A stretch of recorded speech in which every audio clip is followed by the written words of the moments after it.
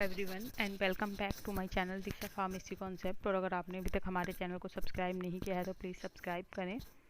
और ये हमारी HAP सेकंड सेमेस्टर जो कि हमारा बी फार्मा सेकंड सेमेस्टर का सब्जेक्ट है HAP सेकंड, उसकी ये हमारी आज 6 वीडियो है इलेक्ट्रोफिजियोलॉजी। इससे पहले क्लासिफिकेशन ऑफ नर्व फाइबर हमने पढ़ा था, क्लासिफिकेशन और प्रॉपर्टीज़, और आज की वीडियो में हम बात करने वाले हैं इलेक्ट्रोफिजियोलॉजी की।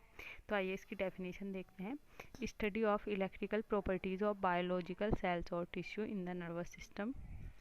तो इलेक्ट्रिक प्रॉपर्टीज़ किसकी? बायोलॉजिकल सेल्स की और टिश्यू की नर्वस सिस्टम में, उसे क्या बोलते हैं हम? Electrophysiology. Neurons are electrically excitable. Neurons communicate with one another using two types of electric signals. Neurons क्या हैं? इलेक्ट्रिकल एक्साइटेबल हैं और वो क्या करते हैं? कम्युनिकेट करते हैं एक दूसरे से using two types of electric signals, दो सिग्नल्स के थ्रू। जैसे मैंने बताया था आपको प्रीवियस वीडियो में भी कि जैसे हमारे स्किन पे कुछ टच हुआ तो वो सिग्नल हमारे ब्रेन तक कैसे गया? तो वो न्यूरॉन्स के थ्रू गया। और न्यूरॉन्स के थ्रू कैसे गया? जब उनके बीच में कम्युनिकेशन हुआ। कम्युनिकेशन किसके थ्रू हुआ? इलेक्ट्रिकल इम्पल्स के थ्रू, जो कि है हमारा इलेक्ट्रोफिजियोलॉजी। तो आई थिंक आपको ये कॉन्सेप्ट समझ में आया होगा कि न्यूरॉन्स आपस में इलेक्ट्रिकल इम्पल्स के थ्रू कम्युनिकेट करते हैं, जिससे कि वो हमारे ब्रेन की को पहुंचती है। जो भी सिग्नल होता है वो ब्रेन तक पहुंचता है और ब्रेन से बॉडी पार्ट्स तक पहुंचता है।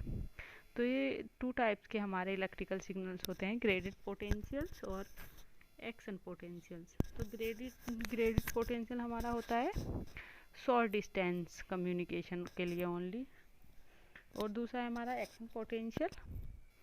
ये क्या होता है हमारा? लॉन्ग डिस्टेंस के लिए, जब ज़्यादा डिस्टेंस होती है वहाँ पे कम्युनिकेशन एक्शन पोटेंशियल के थ्रू होता है।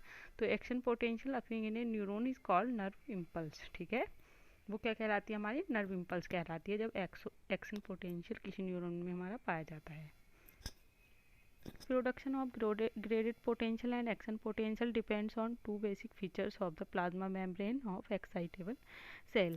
जो graded potential और action potential है हमारा, वो दो बेसिक फीचर्स पे डिपेंड करता है प्लाज्मा मेम्ब्रेन की कंसंट्रेशन के। उन्हीं से प्लाज्मा मेम्ब्रेन की कंसंट्रेशन से इफेक्ट प्लाज्मा मेम्ब्रेन के उसी फीचर से उस पर इफेक्ट पड़ सकता है। जैसे नंबर पहला है हमारा existence of A resting membrane potential, और दूसरा है presence of specific type of ion channels. कि आयन चैनल कौन सा है तभी तो इफेक्ट पड़ेगा, क्या पता सही से दूसरा आयन चैनल हुआ तो कैसे कैसे अब है वहाँ पे सोडियम और चैनल है कोई दूसरा, तो वो इफेक्ट पड़ेगा ना उस चीज़ का। और रेस्टिंग मेम्ब्रेन कौन सी है, परमिएबल है नहीं है वो उस आयन के लिए, तो ये सब क्या करते हैं? इस चीज़ को इफ़ेक्ट करते हैं।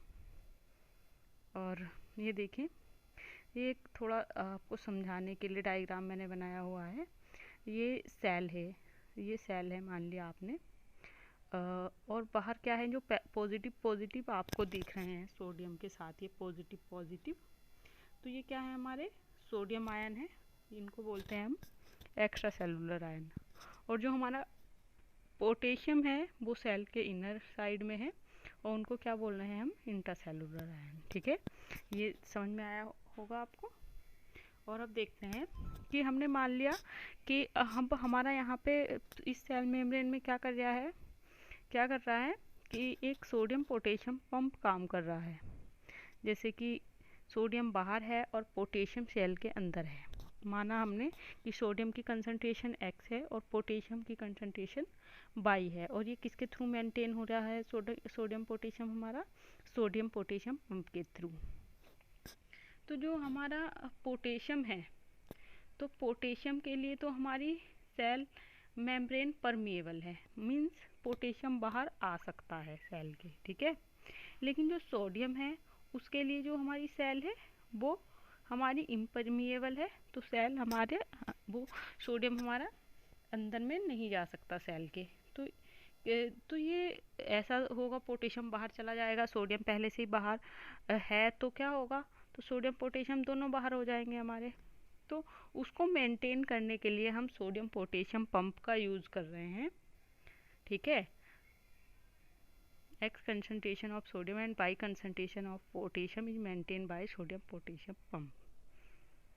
क्योंकि क्या हुआ, सोडियम पोटेशियम दोनों सेल के बाहर चले गए हैं। ठीक है, अब देखते हैं इसका मतलब कि नॉर्मल रेस्टिंग स्टेज में है कि ये सोडियम पोटेशियम एक्टिवेट कब होते हैं, वो देखते हैं। आइए, तो केस फर्स्ट में जो हमारी सेल है वो नॉर्मल है, रेस्टिंग स्टेज में है, उसमें सोडियम बाहर है और पोटेशियम हमारा अंदर है, एक्स्ट्रा सेलुलर में है। तो अभी एक्साइटेड स्टेट में कैसे जाएगी, जैसे be get stimulus by pressure temperature injury, जैसे हमारे हाथ पे कुछ टच हुआ, प्रेशर लगा, टेम्परेचर लगाया, कोई घाव हो गया, तो वहाँ पे कौन सा पोटेंशियल जनरेट हुआ केस 2 में, थ्रेशोल्ड पोटेंशियल।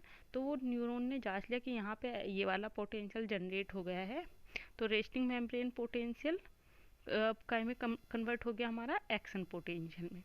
और एक्शन पोटेंशियल की वजह से हमारा सोडियम का और पोटेशियम का आदान प्रदान स्टार्ट हो गया, मतलब कि पोटेशियम बाहर से अंदर आने लगा, अंदर से बाहर जाने लगा, और उसको सोडियम पोटेशियम पंप के थ्रू हम मेंटेन करने लगे। तो ये क्या है, हमारी इलेक्ट्रोफिजियोलॉजी है न्यूरॉन्स की। आई थिंक आपको ये वीडियो समझ में आई होगी, and thank you so much for watching this video. और अगर आप इस पीडीएफ को चाहते हैं तो हमारे डिस्क्रिप्शन बॉक्स में लिंक दिया गया है, आप वहाँ से इसे डाउनलोड कर सकते हैं। Thank you so much for watching this video.